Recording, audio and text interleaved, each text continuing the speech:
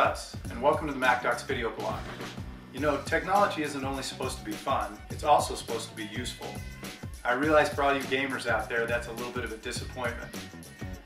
Something happened to me not too long ago. I happened to go to the doctor for an annual physical.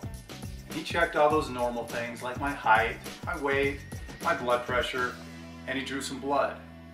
Now, for the most part, I was okay and in good shape. Unfortunately, something came back a little bit not good, and that was my cholesterol level. So what I decided to do was actually use some of this technology that I'm involved in and see if I could do something about that and actually not only make this technology fun, but something useful. A few years ago, Apple partnered with Nike to create these two little devices, and when they're combined with the right iPod and the right pair of shoes, they make for a great piece of equipment to help you, and me in this case, get in better shape.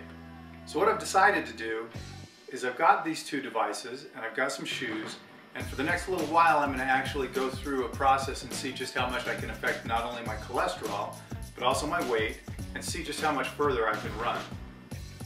The one thing that I really wanted to do with this little bit of video blog, and specifically this series with the shoes and with the Nike Sport Kit, is I wanted to do it so that we don't overwhelm with a single episode of our video blog here. So we'll just talk about a few things as we go along. Understand that this is just going to be the first of several blogs that we go through.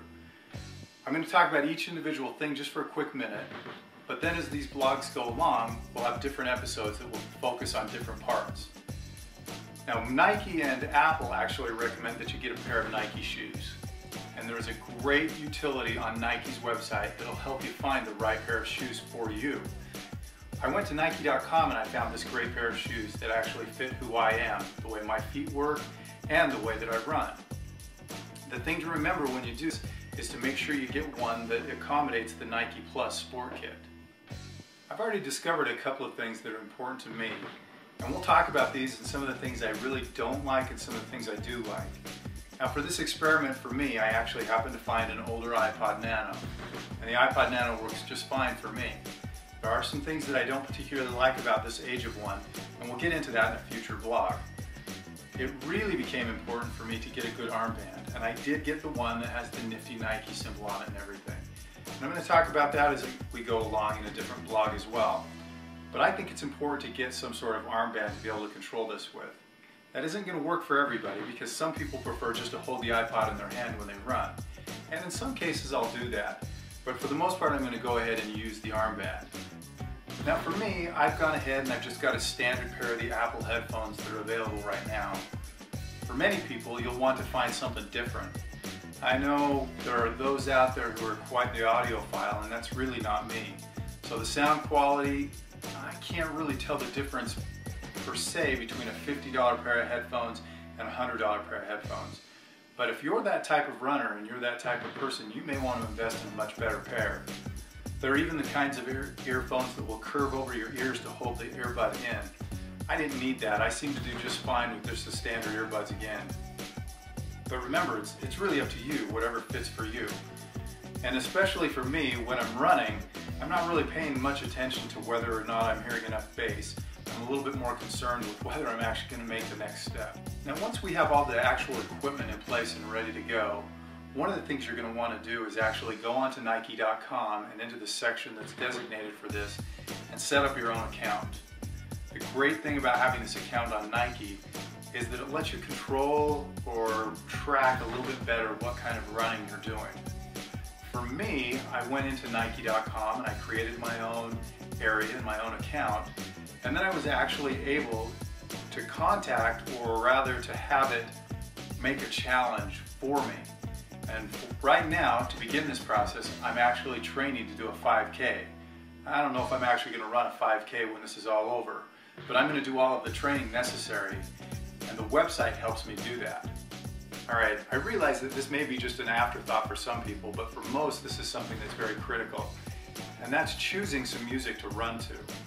Because for some people, the music you listen to actually encourages you to run faster. So make sure that you get yourself a good set of tunes that will last you through anywhere from a 20-minute to an hour-long run. And make sure that you'll find at least one song in that mix that you would consider your power song, and we'll talk about that in a future vlog as well. There are all kinds of recommendations on iTunes and even on the Nike website to give you an idea of different kinds of music that might help you run faster. A couple last things to keep in mind. Once you have the little adapter and you've got it in your shoe and you're ready to go, you will have to actually calibrate your Nike Plus with your iPod for your own stride. Now, for me, this has become a little bit unusual, and I've noticed one really strange thing. But I'm going to be doing most of my running on a treadmill. I'll try to run sometimes outside, but most of it will be on the treadmill.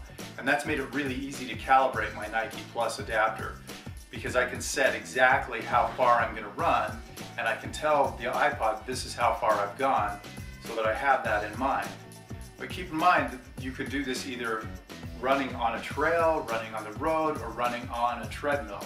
It's all up to you, and we'll kind of do a little bit of different things as I go along. But like I said, I'm a little bit more comfortable on my own treadmill. Alright, one last thing. I know this is a little bit of a stretch for me because I know this is going to make me be more responsible to actually keep on track and do this. As part of the Nike Plus website, it will actually allow me to tweet every time that I run. So if you want to follow just how far I've run or chide me for not running, you're more than welcome to follow me on Twitter. And you can find me at the MacDoc in Twitter. Remember, you don't have to be common.